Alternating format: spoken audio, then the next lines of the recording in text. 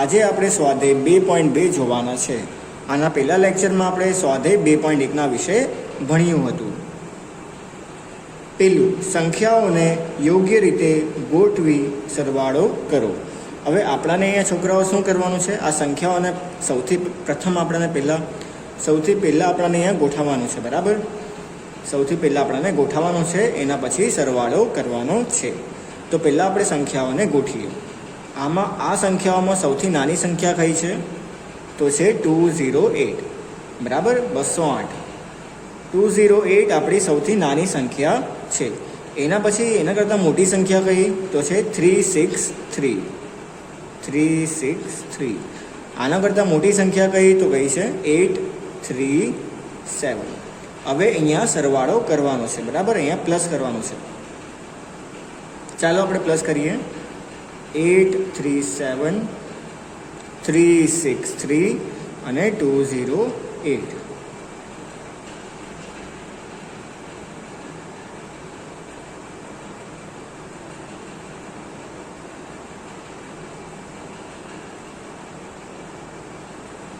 તો આનો આન્સર શું છે? 1408. ચાલો, એમ જ તમને આ સંખ્યાનો તમે સરવાળો કરી લેજો. સૌ પ્રથમ પહેલાં તમે સંખ્યાને ગોઠવજો, એના પછી એનો સરવાળો કરી લેજો. આ સમ તમને ઘરેથી કરવાનું છે. હવે બીજું, જો આ ચેપ્ટરના અંદર પ્લસ, મલ્ટીપ્લાય મતલબ આપણો સરવાળો, ગુણાકાર એ બધું વસ્તુ જ છે. બરાબર, બહુ બેસિક વસ્તુ છે. એટલે તમને મેં હોમવર્ક દઈશ અહીંયા વચ્ચે. પછી સંખ્યાઓને યોગ્ય રીતે ગોઠવી ગુણાકાર કરો. હવે ગુણાકાર કરતાં તો આપણે ધોરણ 2માં જ આપણે શીખી ગયા હતા. બરાબર, તો અહીંયા આપણને શું કરવાનું છે? ગોઠવીને આપણે સૌ પ્રથમ આપણને અહીંયા સંખ્યાઓને ગોઠવવાનું છે, એના પછી આપણને ગુણાકાર કરવાનું છે. ચાલો ગોઠવીએ. 5 સૌથી નાની સંખ્યા. આના કરતાં મોટી સંખ્યા કઈ? 60. આના કરતાં મોટી સંખ્યા કઈ? 285. હવે ગુણાકાર કરીએ. 60 મલ્ટીપ્લાય 5. 60 મલ્ટીપ્લાય 5. 5 0 0. 5નો ગુણાકાર 6 કેટલા થાય? 30. એના પછી 300 મળ્યું આપણને. 300ને આપણે ઉપર રાખ્યું. એના પછી આ જે આપણને જવાબ મળ્યો એનાથી આ સંખ્યાને આપણે ગુણાકાર કરીએ.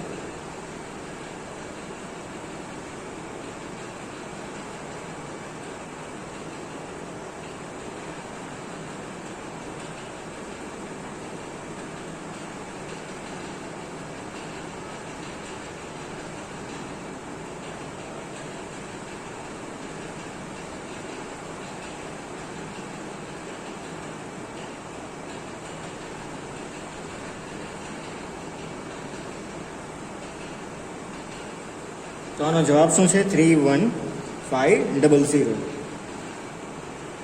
હવે છોકરાઓ એમ જ આ બધી સંખ્યાઓને તમે ગુણાકાર કરી લેજો. સૌથી પહેલાં તમે ગોઠવજો, એના પછી તમને ગુણાકાર કરી લેવાનું છે સંખ્યાઓનો. બરાબર, જેમ કે 60ના ગુણાકાર 5 કર્યું, મને આ સંખ્યા મળી.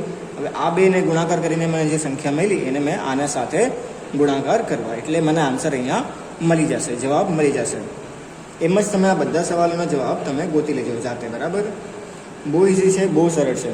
તમને બસ અહીંયા ખાલી ગોઠવવાનું છે અને ગુણાકાર કરવાનું છે. હવે કિંમત શોધો. હવે આ સંખ્યાઓમાં તમને શું કરવાનું છે? ચાલો જોઈએ. બરાબર, પહેલી સંખ્યા છે 297 મલ્ટીપ્લાય 17 મલ્ટીપ્લાય 297 મલ્ટીપ્લાય 3. હવે જો આ સંખ્યા અને આ સંખ્યા, આ બંને સંખ્યા સરખી છે. બરાબર, 297 અને 297 આ બંને સંખ્યા સરખી છે. બરાબર ને હવે આપણે બંને સંખ્યા સરખી છે એટલે આપણે શું કરશું? આ બંને સંખ્યાઓ સરખી છે એટલે આપણે આ સંખ્યાને બહાર લઈ લઈશું. બરાબર, એના પછી ગુણાકાર. હવે કઈ સંખ્યા બચી? એક આ સંખ્યા બચેલી છે અને એક આ સંખ્યા બચેલી છે. બરાબર, 17ના આગળ છે સરવાળોની સાઇન છે. બરાબર, સરવાળો છે. 17નો સરવાળો 3 સાથે. બરાબર, ને આજુબાજુ તમને બ્રેકેટ લખી રાખવાનું. તો 297 ગુણાકાર 17 3 આપણે મલાવીએ તો આપણને કેટલા મળે? 20 મળે, બરાબર. એના પછી 20નો ગુણાકાર 297 સાથે.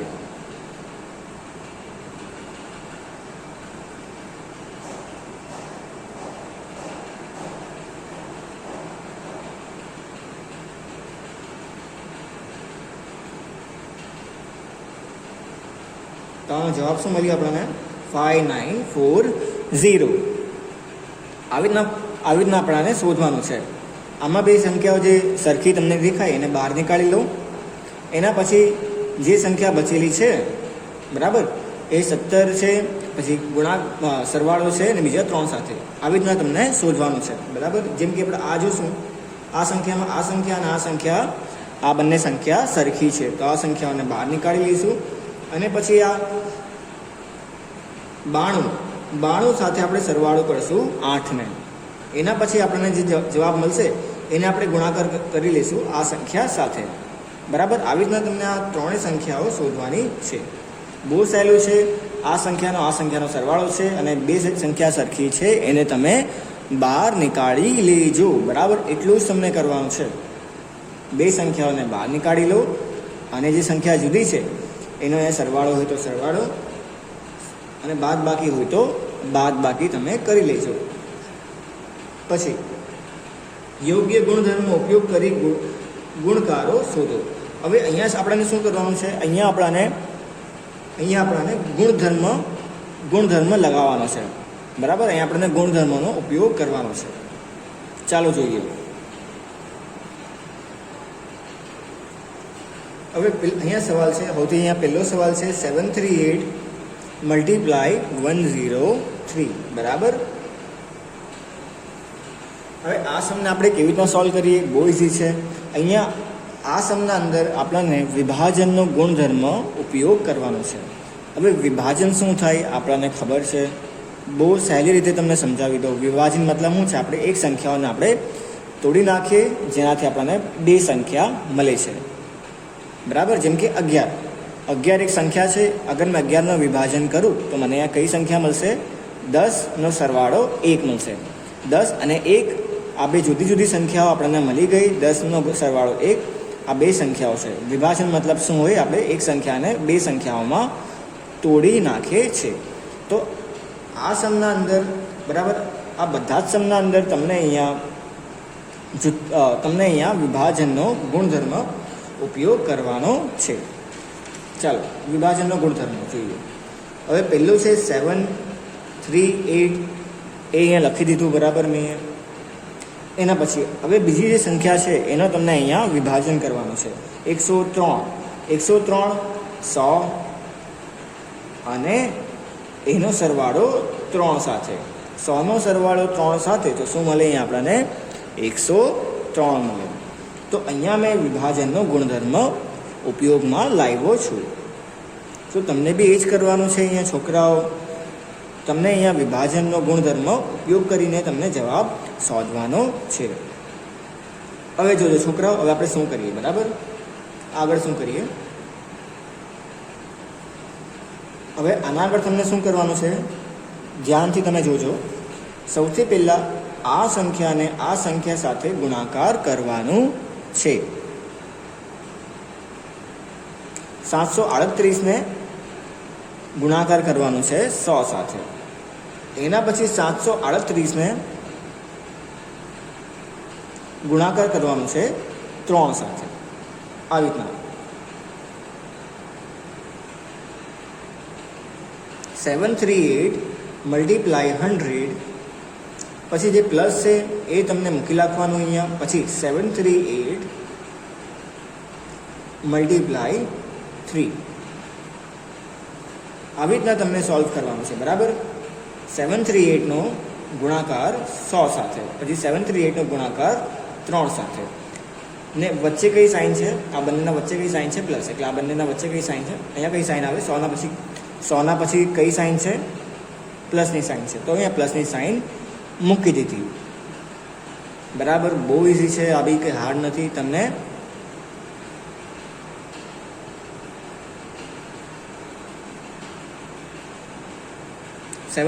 નો ગુણાકાર કરવાનો છે 100 સાથે, પછી 738નો ગુણાકાર કરવાનો છે 3 સાથે.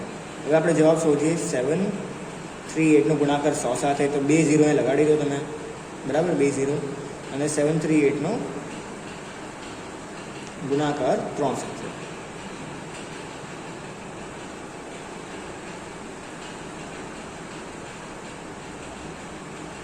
2214. હવે તમે આ બે સંખ્યાઓનો તમે સરવાળો કરીને જવાબ તમે શોધી લેજો, બરાબર. એમ જ તમે આ બધા સવાલોના જવાબ શોધવાના છે. હવે જો 5, 6 અને 7, 5, 6 અને 7 આ ત્રણે તમને ઘરે હોમવર્કમાં દઉં છું, બરાબર. આના અંદર બી તમને આ જ બધી વસ્તુ કરવાની છે. ફરક શું છે, તમને આ જે સવાલને તમને વાંચવા પડશે, એને સમજવા પડશે, અને પછી તમને એને સોલ્વ કરવા પડશે, જવાબ શોધવા પડશે, બરાબર. હમણાં સુધી મેં તમને જે શીખવાડ્યું છે એના બેસિસ પર તમને 5, 6 અને 7નો સમનો આન્સર તમને મળી જશે. જો આ તો મેચિંગ જ છે, જોડકા છે. આ બંને સમનો તમને સોલ્વ કરવાનું છે.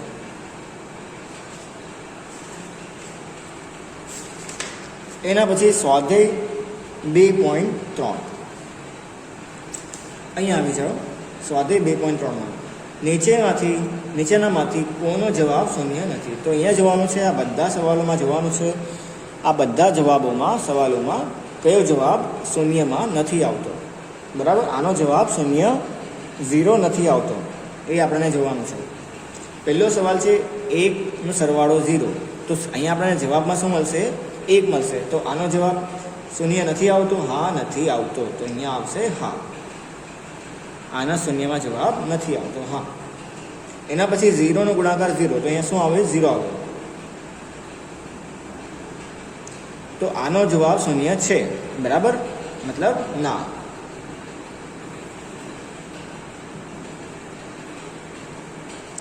આનો જવાબ શૂન્ય છે. એના પછી 0નો ભાગાકાર 2 સાથે, તો આનો બી જવાબ કયો આવે? 0 જ આવે, કેમ કે 0નો ભાગાકાર જેના સાથે બી કરીએ આપણાને ખબર છે 0નો ભાગાકાર કયા બી સંખ્યા સાથે થાય તો એનો જે જવાબ આવશે એ 0 જ આવશે. તો આનો જવાબ 0 છે, બરાબર, શૂન્ય છે. પછી 10માં 10 માઇનસ 10 ડિવાઈડ બાય 2, તો 10નો બાદબાકી 10 સાથે અને ભાગાકાર 2 સાથે. પહેલાં 10નો બાદબાકી 10 સાથે શું થાય? 0 મળે, બરાબર. 10માંથી તમે 10 નીકાળી દો છોકરાઓ, તો તમને અહીંયા 0 મળશે. પછી ભાગાકાર 2 સાથે ભાગાકાર 2 સાથે મેં અહીંયા લખી નાખવા, બરાબર. હવે આપણને ખબર છે જ્યારે 0નો ભાગાકાર કઈ બી સંખ્યા સાથે થાય ત્યારે આપણને જે જવાબ મળે એ 0 જ આપણને મળે છે. તો આનો જવાબ શું છે? 0 છે. પછી આગળ જોઈએ આપણે, જો 2 પૂર્ણ સંખ્યાઓનો ગુણાકાર 0 છે. અગર 2 પૂર્ણ સંખ્યાઓ એટલે શું થાય? 0 આવે, 1 આવે, 2 આવે, 3 આવે, 4 આવે. આ બધી સંખ્યાઓને પૂર્ણ સંખ્યા કહેવામાં આવે છે. હવે આ સંખ્યાઓમાં અહીંયા શું લખેલું છે? જો 2 પૂર્ણ સંખ્યાઓ, ચલો મેં અહીંયા આ એક સંખ્યા લીધી અને એક આ સંખ્યા લીધી. જો 2 પૂર્ણ સંખ્યાનો ગુણાકાર 0 છે, અગર મેં 0ને ગુણાકાર કર્યો 1 સાથે, આનો જે જવાબ મને મળ્યો 0 મળ્યો છે. જો 2 પૂર્ણ સંખ્યાઓનો ગુણાકાર 0 છે, બરાબર, 0નો ગુણાકાર 1 સાથે, તો આનો જે જવાબ છે એ 0 છે. તો શું આપણે કહી શકીએ છીએ કે આ સંખ્યાઓમાંથી એક કે બંને સંખ્યાઓ 0 હોવી જોઈએ? એક કે બંને સંખ્યાઓ 0 હોવી જોઈએ. ઉદાહરણ આપી ઉત્તર જણાવો. ચાલો, અહીંયા બીજું શું લખેલું છે? અગર મેં અહીંયા બંને પૂર્ણ સંખ્યા લઉં છું, મતલબ 0 0 લઉં છું. પહેલાં તો મેં એકવાર 0 લીધું, બીજી વાર મેં બીજાના અંદર મેં બંને 0 લઉં છું, તો મેં આનો મને જે જવાબ છે એ મને 0માં જ મળે છે. હવે અહીંયા શું લખેલું છે? અગર આપણી જે સંખ્યાઓમાંથી 1 કે 2 સંખ્યાઓ 0 છે, અગર આમાં પહેલા ઉદાહરણના અંદર એક સંખ્યા 0 હતી, બીજા ઉદાહરણના અંદર બંને સંખ્યા 0 છે, બરાબર.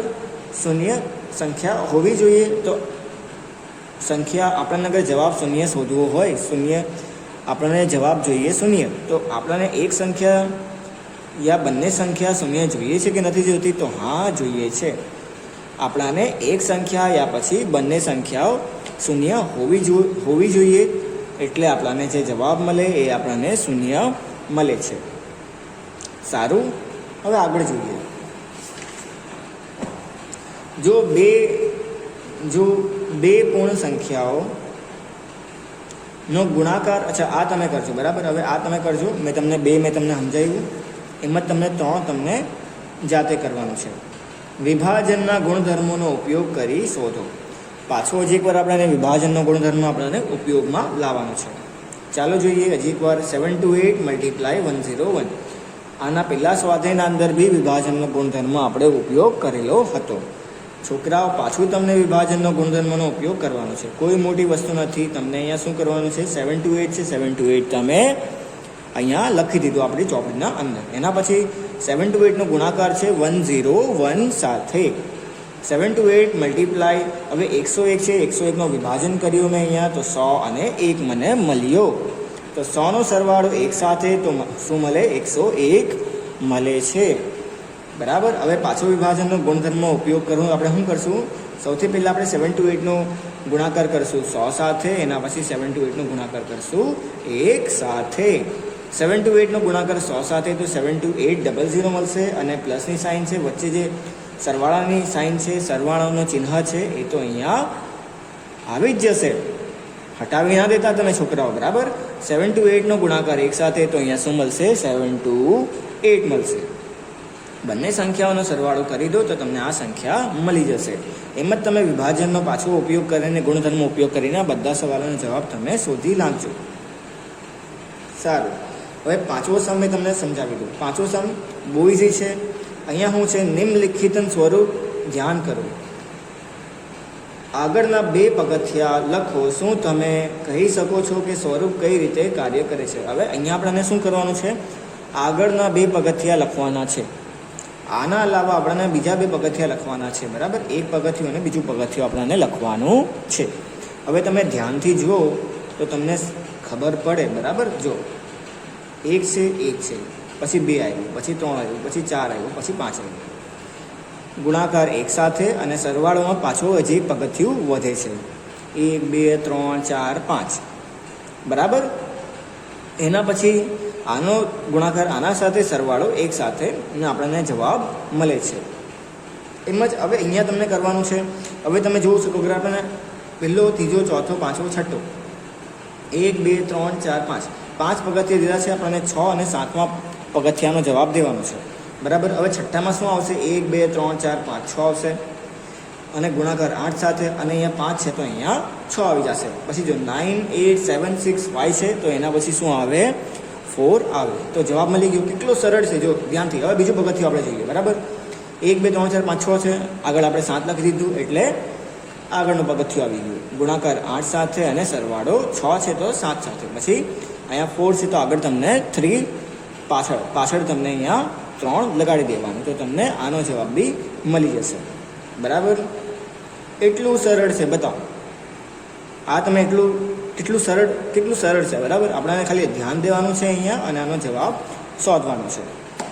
ચાલો, આજનો લેક્ચર એટલું.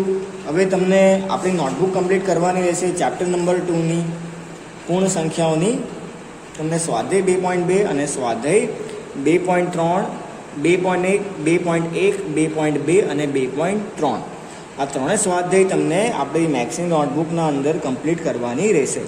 અને આની જે PDF ફાઇલ છે, આના બધા જ આ સવાલોના બધા જ જવાબ મેં તમને PDF ફાઇલના અંદર મોકલી દેવા. ધ્યાનથી સાંભળજો. સ્વાધ્યાય 2.1, 2 અને 3 આ ત્રણેય સ્વાધ્યાયના તમને બધા જ જવાબ મેં મોકલી દેવા. પહેલા સ્વાધ્યાયના જે બધા જવાબો છે, પહેલા ચેપ્ટરના પહેલા સ્વાધ્યાયના લેસન નંબર 1ના જેટલા બી સ્વાધ્યાય છે બધાના જવાબ મેં મૂકી નાખ્યા છે. એમ જ લેસન નંબર 2ના બધા સ્વાધ્યાય મેં મૂકી નાખ્યા, બરાબર. તમને ના સમજ પડે તો તમે PDF ફાઇલમાંથી જોઈને ઉતારજો અને સમજજો. અને અગર તમને સમજ ના આવે તો તમે અહીંયા સ્કૂલમાં આવીને મને પૂછી શકો છો. ચાલો મળીએ.